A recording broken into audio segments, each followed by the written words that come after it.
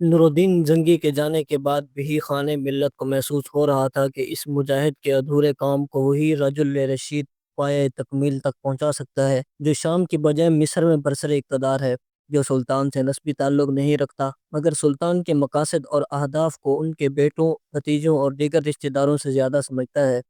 وقت آ گیا تھا کہ وہ اس ادھورے کام کی تکمیل کا کام اپنے ہاتھوں میں لے لیں، جسے سلطان نور الدین شروع تو کر گئے تھے مگر ان کا کوئی خاندانی وارث اس کی تکمیل کا اہل نہیں دکھائی دے رہا تھا۔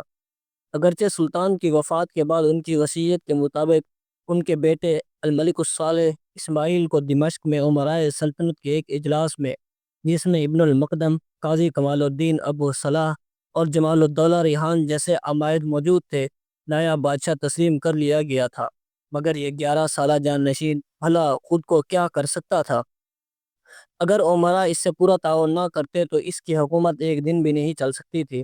شام کے عمرا کے لیے سب سے مشکل سوال یہ تھا کہ دولت نوریہ کے طاقتور ترین ستون صلاح الدین ایوبی کو اب کیا حیثیت دی جائے۔ بہت سے عمرا ایوبی کو شام کی سیاست سے باہر رکھنا چاہتے تھے۔ ابن المقدم اور حسام الدین حسین جیسے چند عمرا کا کہنا تھا کہ صلاح الدین کو اپنے مشوروں میں شریک رکھا جائے اور ارکان سلطنت کی صف سے بے دخل نہ کیا جائے، ورنہ وہ خود مختاری کا اعلان کر کے الملک الصالح کی حلقہ بگوشی سے آزاد ہو جائے گا یا مصر کے طاقت کے بل بوتے پر سب کو دبا کر الملک الصالح کا سرپرست بن جائے گا۔ مگر صلاح الدین کے ذہن میں ایسا کوئی منصوبہ نہیں تھا۔ ہر مسلمان کی طرح صلاح الدین ایوبی نے بھی سلطان نور الدین کی وفات کی خبر نہایت غم کے ساتھ سنی۔ ان کو سب سے زیادہ پریشانی اس بات کی تھی کہ عمرا الملک الصالح کی کم عمری اور ناتجربہ کاری سے فائدہ اٹھائیں گے اور شام ایک نائی خانہ جنگی کا شکار ہو جائے گا۔ صلاح الدین ایوبی کی خواہش تھی کہ اس موقع پر عمرائے شام متحد ہو کر الملک الصالح کی اطاعت کریں اور خانہ جنگی سے دامن بچائیں۔ انہوں نے نور الدین جنگی کی وفات پر اپنے تعزیتی مراسلے میں عمرائے شام کو تحریر کیا: اس حادثے سے کمر ٹوٹ گئی ہے، صبر اور ثبات کا دامن چھوٹ گیا ہے، اللہ کی پناہ۔ اگر یہ امر واقع ہو گیا ہے اور موت کا عام حکم آقا نور الدین پر نافذ ہو گیا ہے تو اب حوادث اور مصائب ٹوٹ کر رہیں گے۔ بادشاہ اپنی مملکت کو اپنی اولاد کے لیے مستحکم کرتے ہیں اور اچھے پھل کے لیے اچھی زمین میں بیج ڈالتے ہیں۔ اللہ سے ڈرو، ایسا نہ ہو کہ تمہارے دلوں میں پھوٹ پڑ جائے اور دشمن کامیاب ہو جائے اور وہ نعمتیں جو زمانے نے تھک ہار کر حقداروں کو دے دی تھی چھن جائیں۔ تم یکجان ہو جاؤ، ایک دوسرے کے دست و بازو بنو، ایسے دل بن جاؤ جو محبت سے جڑے ہوں، ایسی شمشیریں بن جاؤ جو ایک نیام میں جمع ہو جائیں۔ تنازع مت کرو ورنہ عذاب میں مبتلا ہو جاؤ گے، اختلاف نہ کرو ورنہ تمہارا روب جاتا رہے گا۔ عداوت ہر جگہ سے تمہاری گھات میں ہے، کفر ایمان پر حملہ کرنے کے لیے متحد ہے۔ ہم اس خان وعدے کے حامی و مددگار ہیں، اس کی حفاظت کریں گے اور اسے کمزور نہ ہونے دیں گے۔ آقا نور الدین کی وصیت کی خبر ہمیں مل چکی ہے، ان کا بیٹا ان کا جانشین اور سعد الدین گمشتگین اس کا مشیر ہے۔ اگر اس وصیت کا اعلان ہو چکا ہے اور اسے قبول کر لیا گیا ہے اور تمام حاضرین اور غائبین نے اطاعت کر لی ہے تو بہتر ہے، یہی ہمارا مقصد ہے۔ اگر ایسا نہیں ہوا تو ہم خود صاحبزادے کی نصرت کے لیے کمر بستہ ہے۔ جو اس سے دشمنی کرے گا وہ ہمیں تلوار کی شکل میں پائے گا۔ اگر مجھے صاحبزادے اور آقا مرحوم کے وزراء اور امراء کے درمیان ہم آہنگی کی خبر پہنچی تو میرا مقصد پورا ہو جائے گا۔ صلاح الدین کی امیدیں پوری نہ ہوئی۔ امرائے شام نے ان کے مراسلے کو کوئی اہمیت نہ دی۔ سلطان جنگی کے امراء اور گورنروں نے پر پرزے نکالنے شروع کر دیے، جن میں ایک طرف حلب کے شمس الدین ابن دایا اور سعد الدین گوشتگین اور دوسری جانب دمشق کے شمس الدین ابن مقدم، کمال الدین شاروزی پیش تھے۔ تجربے اور سن رسیدگی کے لحاظ سے حلب کے ابن دایا کو سب سے بڑا سمجھا جاتا تھا مگر وہ فالج میں مبتلا تھا، اس لیے دمشق کے ابن مقدم کو مرکزی کردار مل گیا۔ ان امراء میں سے ہر ایک الملک الصالح کی کمزوری اور کم سنی سے فائدہ اٹھا کر یہ چاہتا تھا کہ الملک الصالح اس کی سرپرستی میں رہے اور وہ وزیر اعظم کے طور پر پورے ملک پر حکومت کرے۔ صلاح الدین ایوبی اب بلا شک و شبہ مصر کے مطلق العنان حکمران تھے۔ وہ چاہتے تو زنگی خان وعدے کی اطاعت رسمی جوا بھی اپنی گردن سے اتار سکتے تھے۔ اس سے بڑھ کر وہ امرائے شام کے اختلاف سے فائدہ اٹھا کر اس سرسبز و شاداب ملک پر آسانی سے قبضہ کر سکتے تھے۔ الملک الصالح جیسے ناتجربہ کار اور کم سن حکمران کو شام سے بے دخل کر دینا ان کے لیے کوئی مسئلہ نہیں تھا، مگر وہ احسان فراموش نہ تھے۔ اپنے محسن سلطان نور الدین زنگی کے جانشین کی اعانت اور حفاظت کرنا وہ اپنا فریضہ سمجھتے تھے۔ سلطان نور الدین زنگی کی وفات نے ان کے دل میں زنگی خاندان کی بالادستی سے چھٹکارے کا لالچ پیدا نہیں کیا، بلکہ اس کی بجائے انہوں نے زنگی کے جانشین کو سیاسی طالع ازماؤں سے بچانا اور ان کے تخت کے پائے مضبوط کرنا اپنی ذمہ داری تصور کیا۔ انہوں نے الملک الصالح کی اطاعت اور وفاداری کو اپنے لیے لازم سمجھا اور اس کا اظہار کرنے میں بھی دیر نہ لگائی۔ دمشق میں الملک الصالح کی تخت نشینی کی اطلاع ملتے ہی صلاح الدین نے اس کی اطاعت اور فرمانبرداری کا اعلان کرتے ہوئے مصر میں اس کے نام کا خطبہ شروع کرایا اور اپنے سفیر کو سلطان نور الدین زنگی کی وفات پر تعزیت اور نئے حکمران کو تخت نشینی کی مبارکباد دینے دمشق روانہ کر دیا۔ سفیر نے اپنے آقا کو مراسلے کے ساتھ مصر میں ڈھالے جانے والے نئے سکے بھی بطور نمونہ پیش کیے جن پر الملک الصالح کا نام کندہ کر دیا گیا تھا۔ ایوبی نے اپنے مراسلے میں الملک الصالح کو اپنے اطاعت اور خیرخواہی کا یقین دلاتے ہوئے لکھا تھا: 4 ذی-القعدہ بروز جمعہ آپ کے نام نامی پر خطبہ شروع کر دیا گیا ہے۔ بابرکت مقام اور سنجیدہ اور صالح اجتماع نماز جمعہ میں آپ کے لیے دعائیں مانگی گئی ہیں۔ اس خادم نے اسلام کے نام پر اتحاد اور اتفاق قائم رکھا ہے کیونکہ اجتماعیت میں برکت ہے۔ اللہ تعالیٰ آقا الملک الصالح کی بادشاہت کو قائم اور دائم رکھے اور سلطنت کو ان کے ذریعے ان کے ہاتھوں ترقی عطا فرمائے۔ یہ خادم جس کام کی نیت کیے ہوئے ہے یعنی آقا زادے کی حکومت کی نصرت اور حمایت اور اس کی سلطنت کی توسیع کرنا، اللہ اس کی توفیق مرحمت فرمائے۔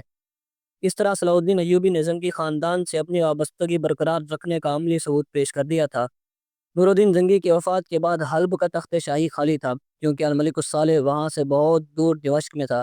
حلب میں موجود امراء میں شمس الدین ابن داہیہ سب سے عظیم المرتبہ تھا۔ اس کا بڑا بھائی مجد الدین ابن داہیہ نور الدین زنگی کا رضاعی بھائی تھا اور وزیر اعظم رہا تھا۔ رمضان 564 ہجری میں وہ فوت ہوا تو زنگی نے شمس الدین ابن داہیہ کو یہی مقام دے دیا۔ اس کے 2 بھائی اور بھی تھے، ایک سابق الدین عثمان ابن داہیہ جو حلب کا پولیس افسر تھا، دوسرا بدر الدین حسن ابن داہیہ، یہ بھی چوٹی کے امراء میں شمار ہوتا تھا۔ شمس الدین ابن داہیہ اگرچہ ذوف پیری اور فالج کا شکار تھا مگر اسے حلب کے گورنر کی حیثیت حاصل تھی۔ وہ زنگی مرحوم کا سچا وفادار تھا، اس لیے الملک الصالح کی حکومت کو ہر وقت ہر قیمت پر مستحکم کرنا چاہتا تھا۔ اس نے الملک الصالح کو اپنے پاس حلب بلانا چاہا۔ حلب مرحوم سلطان زنگی کا دارالحکومت تھا اور اس کے بیٹے کا وہی تخت نشین ہونا ضروری تھا۔ چنانچہ ابن داہیہ نے دمشق کے گورنر امیر ابن مقدم کو کہلوا دیا کہ وہ الملک الصالح کو جو اس وقت اپنی ماں کے ساتھ دمشق میں تھا حلب بھیج دے تاکہ اسے تخت پر بٹھایا جا سکے۔ بلا شبہ الملک الصالح کو فوراً حلب پہنچ کر باپ کی مسند سنبھالنا چاہیے تھی مگر دمشق کے گورنر ابن مقدم کو ڈر تھا کہیں ابن داہیہ الملک الصالح کا سرپرست بن کر سیاہ و سفید پر قابض نہ ہو جائے۔ چنانچہ وہ الملک الصالح کی حلب روانگی میں رکاوٹیں پیدا کرتا رہا۔ اس دوران زنگی مرحوم کا بھتیجا سیف الدین غازی دوم جو کہ موصل کا حاکم تھا شام پر قبضے کے لیے چڑھ دوڑا اور الجزیرہ تک کے علاقوں پر کسی مزاحمت کا سامنا کیے بغیر حاوی ہو گیا۔ الملک الصالح خود کچھ کرنے کے قابل نہ تھا جبکہ اس کے امراء باہم اختلاف کے باعث اپنی قوت کھو چکے تھے اور سیف الدین غازی سے مدافعت کی ہمت نہیں رکھتے تھے۔ شروع میں سلطان ایوبی کو توقع تھی کہ امراء شام الملک الصالح کے دست و بازو بن کر شام کو سنبھال لیں گے۔ اگر ایسا ہوتا تو سلطان کو خوشی ہوتی مگر اب صورتحال ڈاواڈول دیکھ کر انہوں نے بے ساختہ کہا عہد و پیمان پورے کرانے اور خوش اسلوبی سے نظام مملکت چلانے کا سب سے زیادہ اہل میں ہوں۔ اگر شام میں یہی سیاست دان با اختیار رہے تو وحدت ریاست پارا پارا ہو جائے گی، مصر شام سے کٹ جائے گا اور اہل کفر کی امیدیں بر آئیں گی۔ صلاح الدین ایوبی نے اپنے آقا زادے کی اس قسم پرسی پر اظہار رنج کرتے ہوئے ایک شکایت آمیز خط لکھ کر کامسن بادشاہ سے پوچھا کہ اس موقع پر مصر کے خدام کو کیوں یاد نہ کیا گیا کہ وہ حاضر ہو کر سیف الدین کی دست درازی کی روک تھام کرتے۔ انہوں نے دمشق کے امیر ابن مقدم کو خط لکھ کر شکایت کی کہ امراء شام ایسے اقدامات کیوں کر رہے ہیں جن سے تفرقہ پھیل رہا ہے۔ شام کے ممتاز سیاستدانوں کو ان کے اہل خانہ اور بھائیوں سمیت کیوں حراست میں لیا جا رہا ہے۔ انہوں نے واضح کیا کہ شام کے معاملات اور نفع نقصان کا اثر براہ راست مصر پر پڑتا ہے، اس لیے وہ خاموش نہیں بیٹھ سکتے۔ سلطان کے اس شکایتی خط سے ابن مقدم سمجھا کہ سلطان نے شام پر فوج کشی کی تیاری کر لی ہے۔ اس نے سلطان کو تنبیہ کرتے ہوئے جواباً لکھا: ایسا نہ ہو کل آپ کے بارے میں کہا جائے جس نے آپ کی نشو نما کی، آپ کو پالا، بنیاد فراہم کی، حکومت عنایت کی، آپ اسی کے گھر پر ڈاکہ مارنا چاہتے ہیں۔ آپ کی اخلاق و شرافت سے بعید ہے کہ آپ ایسا کوئی اقدام کریں۔ سلطان نے اس کا تفصیل سے جواب دیا اور اپنے مراسلے میں لکھوایا: ہم اسلام اور مسلمانوں کے لیے صرف اتحاد اور وحدت قومی چاہتے ہیں۔ خانوادہ عطابق زنگی کا شجر سایہ دار سلامت رہے۔ ہم اس کی جڑوں اور پھلوں کی حفاظت کے خواہش مند ہیں اور اسے ضرور شر سے بچانا چاہتے ہیں۔ کسی سے سچی وفاداری کا اظہار اس کے چلے جانے کے بعد ہی ہو سکتا ہے، کسی سے محبت کا مظاہرہ اس کے دشمنوں کی سازشوں کے کھل جانے پر ہوتا ہے۔ قصہ مختصر یہ کہ میں الگ راہ کا مسافر ہوں اور بدگمانی کرنے والے کسی اور دنیا کے لوگ ہیں۔ ہمارا اصلاح احوال کرنا ایک خاص مقصد کے لیے ہے، اور جو لوگ ہمیں اپنے سے دور کرنا چاہتے ہیں ان کا ایک الگ مقصد ہے۔ صلح جوئی کرنے والے کو جھگڑالو کہنا درست نہیں، اور ہتھیار ڈالنے والے کو حملہ آور قرار دینا انصاف نہیں۔ بہرحال عتاب کی عمران نے اور اپنی ہوس اقتدار کی خاطر صلاح الدین ایوبی جیسے ہمدرد کو شام کے سیاسی معاملات سے الگ رکھنے کی پالیسی اپنائے رکھی۔ حالانکہ ان مشکلات میں صلاح الدین ایوبی ہی وہ واحد شخص تھے جو ان کے سب سے زیادہ کام آ سکتے تھے۔ مگر عتاب کی عمران نے ان سے صلاح اور مشورہ تک کرنا گوارا نہ کیا۔